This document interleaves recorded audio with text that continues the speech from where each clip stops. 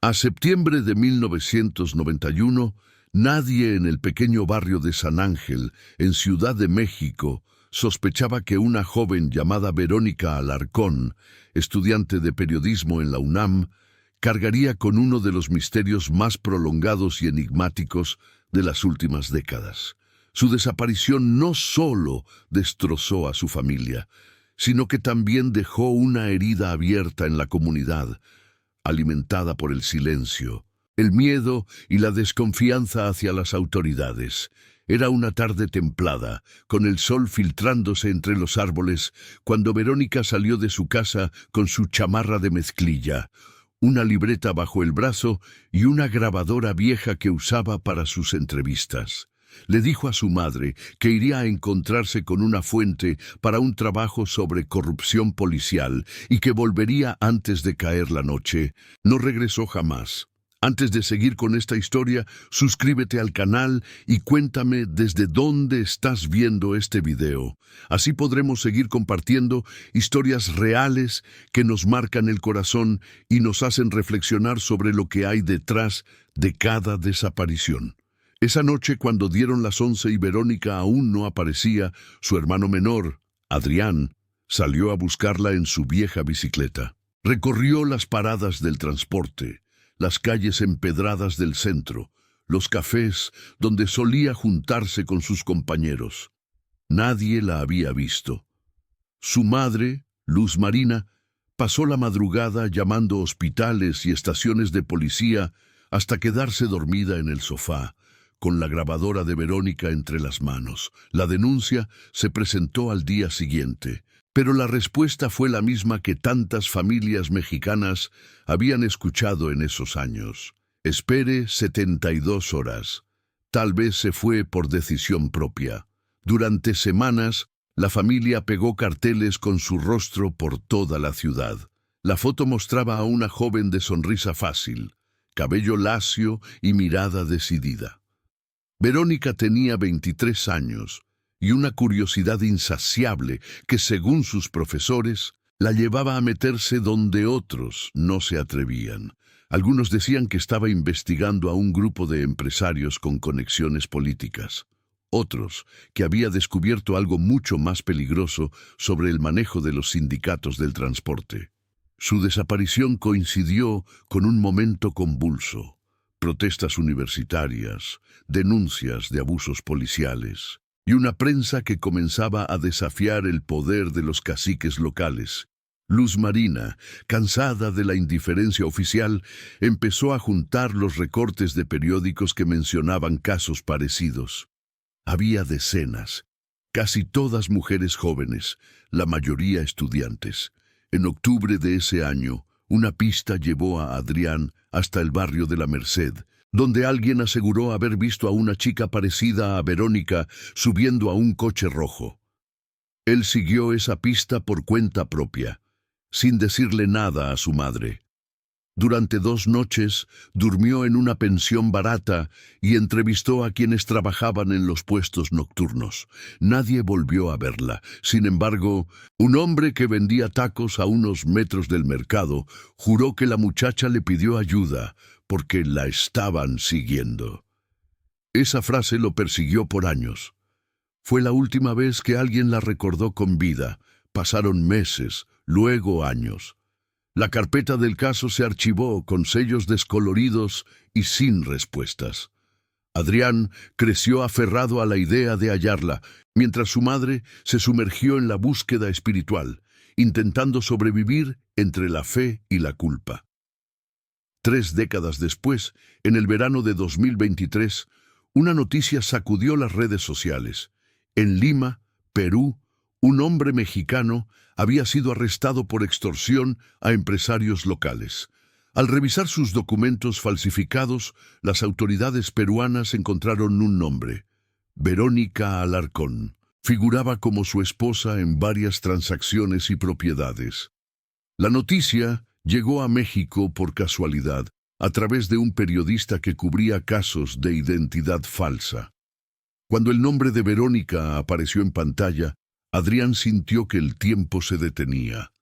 Era ella, o alguien que llevaba su nombre y su historia. Viajó a Lima sin pensarlo 2 veces. Lo poco que sabía era que el detenido se llamaba Leoncio Herrera, originario de Hidalgo, presumido hombre de negocios, con un historial de fraudes menores. La policía peruana lo interrogaba por extorsionar a un empresario local y durante la revisión encontraron pasaportes, documentos bancarios y una foto perdida. Una mujer de cabello entrecano, con una cicatriz leve sobre la ceja derecha, que coincidía con la que Verónica tenía desde niña. Adrián sintió que el alma se le comprimía. Empezó una nueva búsqueda, esta vez a miles de kilómetros de casa. Lo primero que descubrió fue que esa mujer había sido vista por última vez en Lima en 1991, según un expediente local. El dato lo desconcertó. Su hermana había desaparecido en México ese mismo año. ¿Cómo era posible que el registro coincidiera exactamente en la fecha? Los siguientes meses se convirtieron en un rompecabezas de documentos y testimonios rotos. Siguiendo las huellas del caso, Adrián conoció a Carmen, una periodista peruana obsesionada con desapariciones de mujeres latinoamericanas. Juntos comenzaron a reconstruir los últimos movimientos de la misteriosa Verónica Alarcón, que figuraba en registros peruanos. Carmen descubrió que la mujer había trabajado en un pequeño periódico limeño, bajo otro nombre, pero con las mismas características físicas. Dejó de presentarse en marzo de 1993 y se rumoraba que había huido tras recibir amenazas. Nadie volvió a mencionarla. Entre las cajas de archivos apareció una carta mecanografiada en papel amarillento. Estaba dirigida a un tal R.H. y firmada solo con una V. En ella, la mujer hablaba de haber cruzado una línea imposible de volver atrás y de una deuda con la verdad que debía saldarse algún día. Cuando Adrián leyó esa carta, sintió que cada palabra era de su hermana. Sin embargo, la pregunta seguía viva. ¿Cómo había llegado a Lima? ¿Por qué jamás intentó contactar a su familia? Lo que descubrirían a continuación explicaría mucho más que un simple cambio de identidad. Revelaría una red de corrupción transnacional que operaba desde los años 80, vinculando a empresarios mexicanos, políticos peruanos y falsificación de identidades. Y en el centro de todo estaba el nombre que Verónica había dejado atrás. A partir de los documentos incautados a Leoncio Herrera, la policía encontró registros de transferencias de dinero a cuentas mexicanas a nombre de antiguos funcionarios del Distrito Federal. Entre ellas figuraba el apellido Alarcón, aunque el número de cuenta no correspondía a ninguno de la familia. Carmen y Adrián siguieron la pista hasta un hotel cerrado en el centro histórico de Lima. Allí, según los guardias antiguos, una mujer de acento mexicano había trabajado como redactora fantasma para políticos que necesitaban discursos limpios. Uno de ellos, vinculado a un escándalo en los 90, había sido misteriosamente asesinado en 1993. Cuando Adrián vio los recortes amarillentos del periódico que cubrió ese asesinato, reconoció en uno de ellos la rúbrica de su hermana bajo un seudónimo. En ese momento comprendió que no estaba persiguiendo un simple caso de desaparición. Estaba desentrañando una vida paralela. La verdad, como tantas veces, estaba escondida bajo capas de miedo, silencio y poder. Y aunque el caso reabierto en 2023 parecía ser la respuesta que la familia Alarcón había esperado por 3 décadas, aún faltaba la pregunta más importante. ¿Verónica estaba viva o solo quedaba su sombra actuando en documentos ajenos? La investigación de Adrián y Carmen empezó a ganar fuerza en medios locales, tanto mexicanos como peruanos, en cuanto los detalles salieron a la luz. El caso de Verónica no solo abría viejas heridas, también se convertía en símbolo de cientos de historias opacadas por la burocracia y el miedo. Las mañanas limeñas eran grises y húmedas, y en esos días Adrián acostumbraba recorrer calles donde se decía que su hermana había trabajado, en busca de ese último hilo invisible que lo llevaba a ella. San Ángel le quedaba lejísimos, pero su memoria lo anclaba a ese barrio de México, donde la vida era distinta, más cálida, aún llena de esperanza. La familia Alarcón, desde la distancia, vivía la reinvención de su dolor.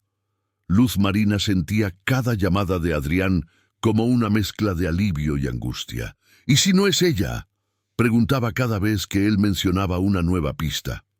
El resto de México parecía indiferente, pero para ellos el tiempo seguía corriendo entre grabaciones, fotografías y recuerdos que nunca dejaron de doler. En una ocasión, Carmen llevó a Adrián a una pequeña oficina en Miraflores.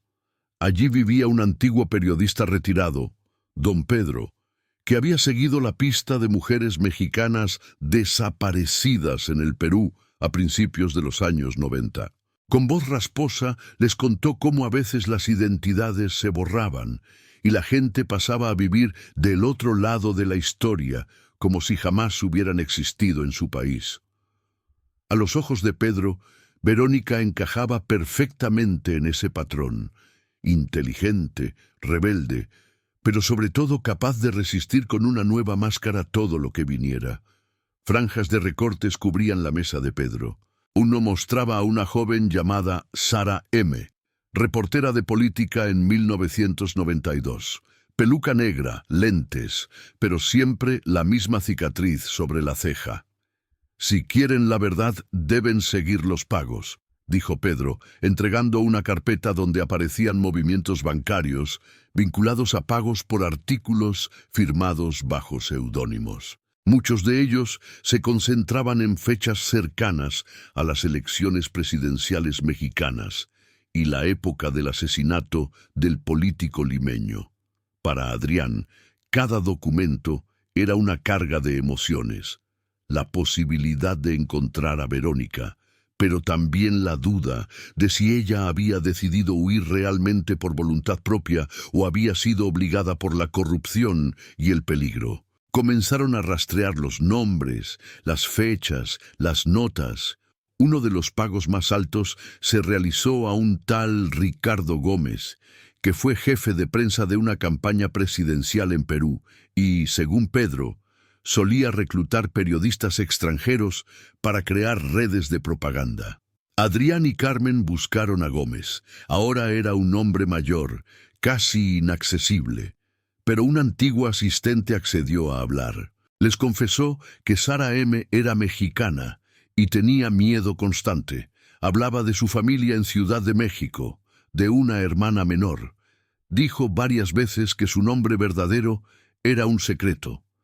En ese momento, el círculo comenzó a cerrarse.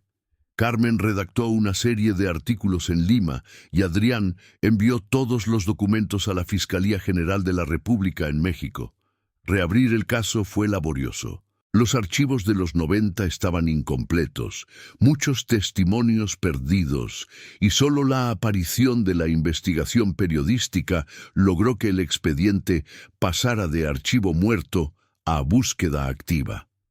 Las autoridades mexicanas enviaron una comitiva a Perú. Revisaron las propiedades y las cuentas asociadas a Leoncio Herrera. Encontraron una habitación repleta de fotografías y notas manuscritas, muchas de ellas en español y con referencias a nombres clave de la corrupción mexicana. Entre los papeles, una libreta mostraba versos y fragmentos de cartas que recordaban el estilo de Verónica, pero la falta de pruebas directas siguió atormentando a la familia. Mientras todo esto ocurría, Luz Marina organizó una misa en San Ángel, invitando a las familias de otras jóvenes desaparecidas en la época. El barrio, aunque acostumbrado a ver carteles de «Se busca», nunca se había unido tanto en el recuerdo colectivo. Los vecinos compartieron anécdotas sobre Verónica. Algunos confesaron que sabían de sus investigaciones y la apoyaban discretamente, temiendo represalias por parte de los funcionarios corruptos. En Lima, Carmen contactó al periodista limeño que trabajó con Sara M.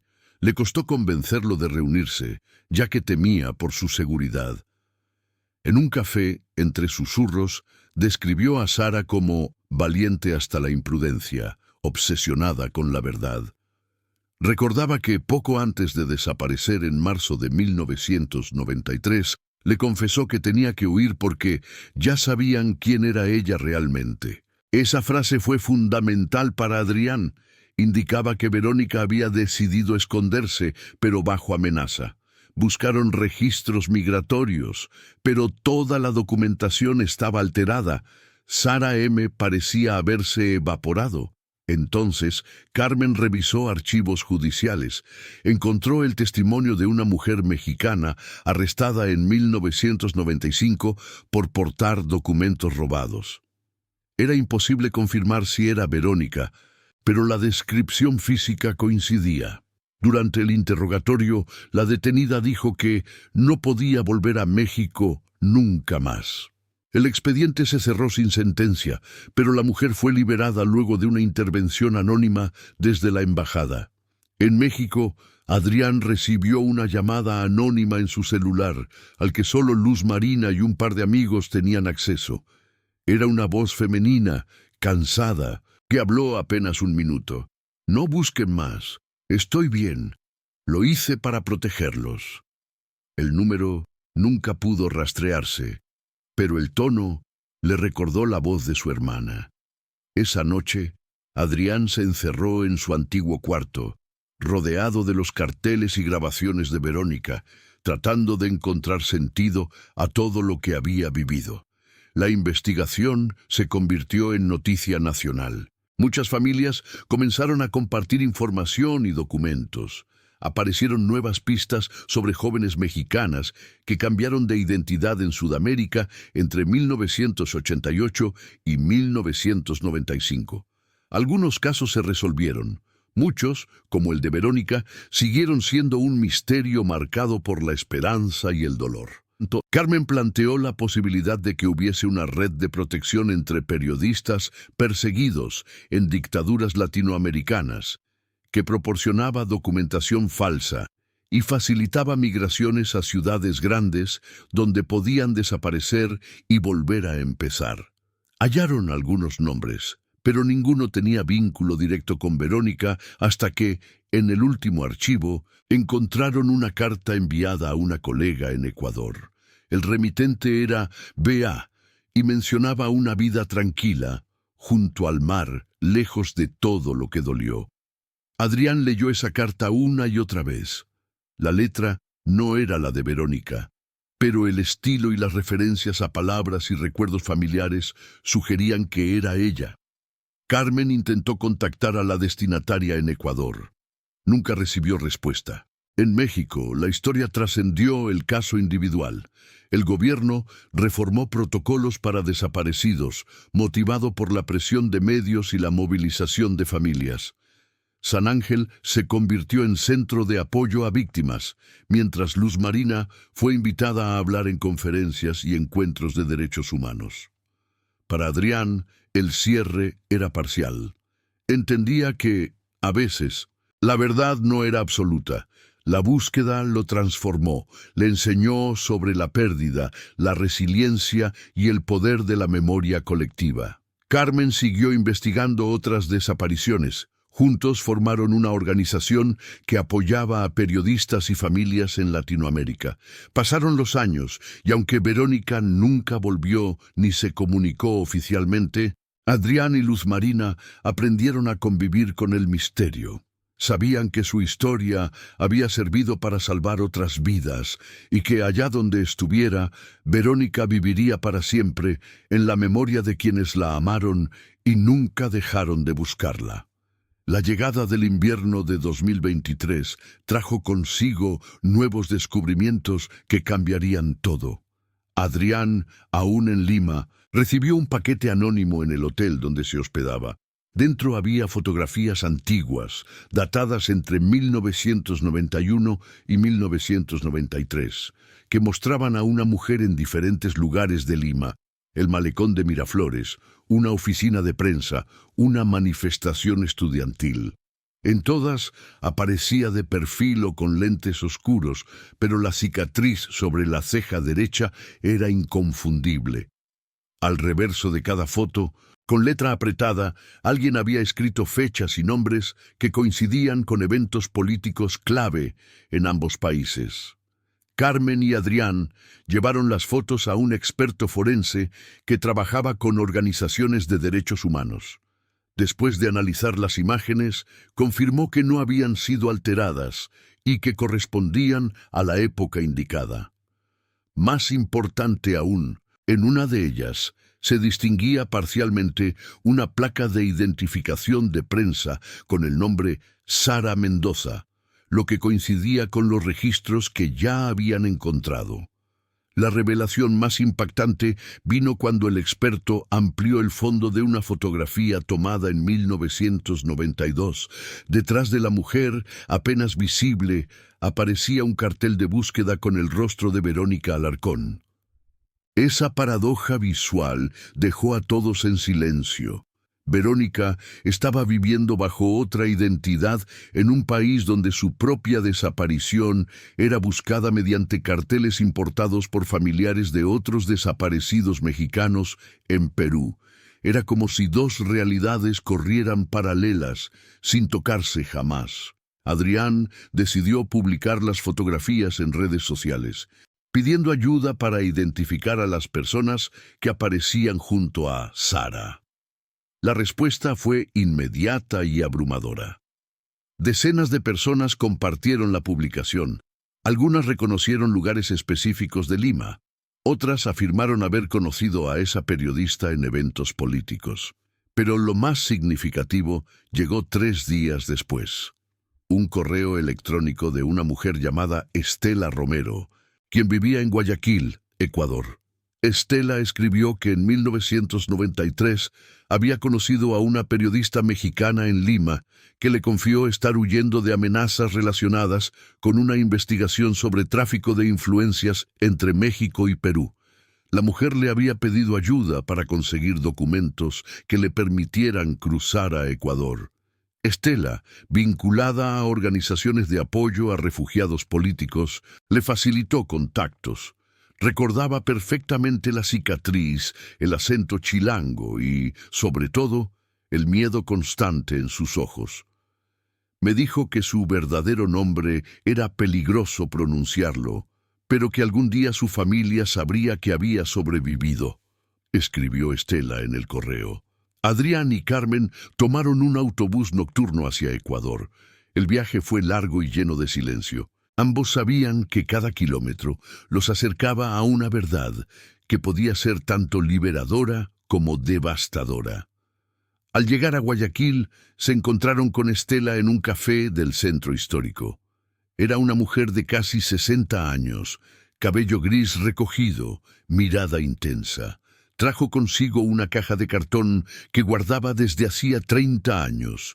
Dentro estaban cartas, recortes de periódicos y una libreta con anotaciones manuscritas. Estela explicó que Sara le había dejado esos documentos antes de desaparecer nuevamente en 1994, pidiéndole que los conservara por si algún día alguien viene a preguntar.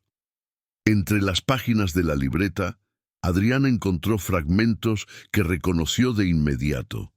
Eran las mismas expresiones, los mismos giros lingüísticos que Verónica usaba cuando escribía sus reportajes en la universidad. Había notas sobre corrupción policial en México, nombres de funcionarios, fechas de reuniones clandestinas. Lo más conmovedor fue una carta sin terminar, dirigida a mi familia. En ella, Verónica explicaba que había descubierto una red de lavado de dinero que involucraba a altos mandos policiales mexicanos y empresarios peruanos. Cuando intentó publicar la investigación, recibió amenazas directas. Le dijeron que si regresaba a México o contactaba a su familia, todos correrían peligro. Por eso decidió desaparecer, cambiar de identidad y continuar denunciando desde el anonimato, bajo otros nombres en otros países, No fue cobardía, describió, fue amor. Preferí que me lloraran como desaparecida a que los mataran por mi culpa. Adrián lloró al leer esas palabras. Todas las preguntas, todo el dolor acumulado, encontraron finalmente una explicación. Verónica no los había abandonado, los había protegido de la única manera que conocía. Estela les contó que la última vez que vio a Sara fue en marzo de 1994. Le dijo que tenía que seguir moviéndose, que Ecuador tampoco era seguro. Mencionó algo sobre Colombia, tal vez Venezuela. Nunca más supo de ella. Con el paso de los años, Estela pensó que probablemente había muerto, pero guardó sus pertenencias porque había prometido hacerlo. De regreso a Lima, Adrián y Carmen compartieron toda la información con las autoridades de ambos países. La Fiscalía Mexicana confirmó que varios de los nombres mencionados en los documentos de Verónica correspondían a funcionarios investigados por corrupción en los años 90, algunos de los cuales habían sido procesados décadas después. La investigación de Verónica, aunque inconclusa, había sido precisa y valiente. La familia Alarcón recibió copias de todos los documentos. Luz Marina pasó días enteros leyendo las notas de su hija, tocando las páginas como si pudiera sentir su presencia. Comprendió, con el corazón partido, que Verónica había tomado la decisión más difícil que una hija podía tomar. Adrián organizó una conferencia de prensa en Ciudad de México, donde presentó toda la evidencia recopilada. Los medios nacionales cubrieron ampliamente la historia. Se convirtió en símbolo de las desapariciones forzadas, pero también de la resistencia de quienes, aún en el exilio y el anonimato, siguieron luchando por la verdad.